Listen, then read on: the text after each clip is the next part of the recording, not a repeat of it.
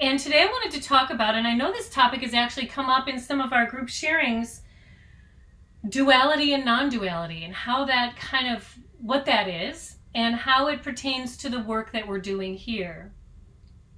And I wanted to start by opening that with this common sentiment that I've been hearing from a lot of you that really just warms my heart. Whether it's in emails that you send me, or just conversation in passing, or things that you've mentioned in group sharing, a lot of people share this sentiment and express the sentiment of their experience in participation in this community as being a safe space, a supportive space, kind of like a refuge from all the other chaos that goes on in our lives, and kind of like a sanctuary for us to turn inward and connect in spiritual community. And I'm really grateful to hear that a lot of people are finding that to be the case with regard to this community. And I want to pay focus onto the reason why I believe that to be the case, why so many of you are finding this as such a nourishing environment. It's because through this community and through this technology that we do with Kundalini Yoga and through the process of chanting mantra, we are accessing our true nature in this work. We are turning inward and really developing a relationship with our inner being.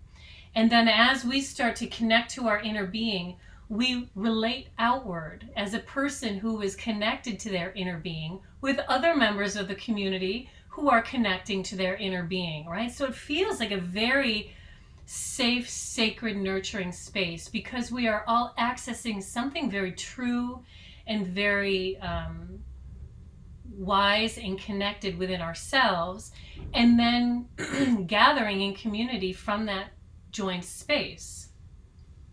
And what this space is basically an access point beyond the limited self, right? We're tapping into the unlimited self, and we're sharing from that unlimited space within ourselves in community.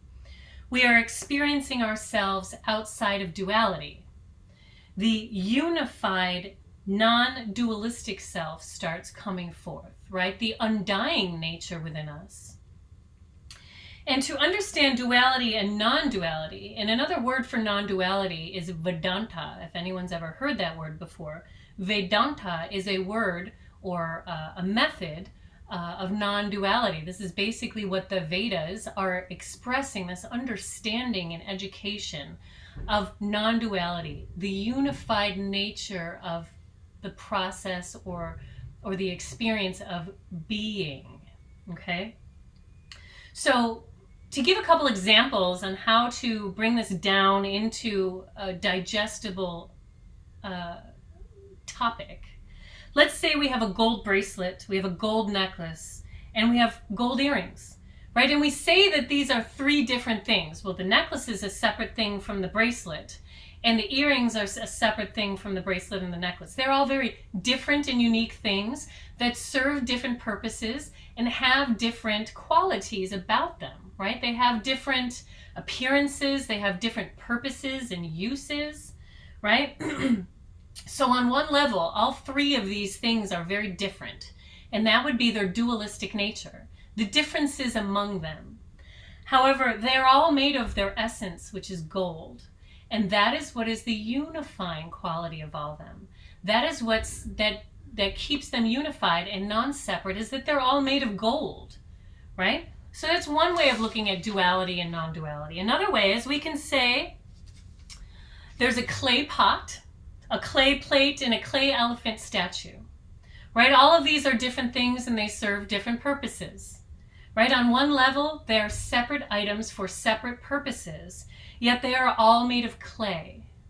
And so on the deeper level, they are all unified by the same source, which is clay, but they are separate on a different level of awareness, on a different dimension, right? On their usefulness, they're different. At their source, the source that they are derived from is unified. Now we can say that, three people from our group, let's say Howard, Nicole, and Tomoko, they're all three different individuals, three different people, three different human beings. On one level, yes, three different personalities, three different life experiences, three different karmic imprints. but they are all unified because they are made of the same source. They are all animated by the same source, which is unified consciousness. So on a deeper level, Howard, Nicole, and Tomoko are all one and the same. And that's what we get into when we start working with duality and non-duality. When we get into the work with the Vedas and what yoga is all about, yoga is unity. Unity is oneness, right? So in this community, we are accessing that unified consciousness within ourselves, and then we are relating in community from that unified perspective. And this is why it feels like such a sacred, supportive space, because you are in your most sacred and supported experience when you show up here and do the work. Okay? We are enabling access to our deeper essence through this work together, sharing from that space together in community. This is why it feels like such a refuge. All right? So let's get together, do some work. Today we're going to be chanting a good amount of mantra before we even get into our group meditation.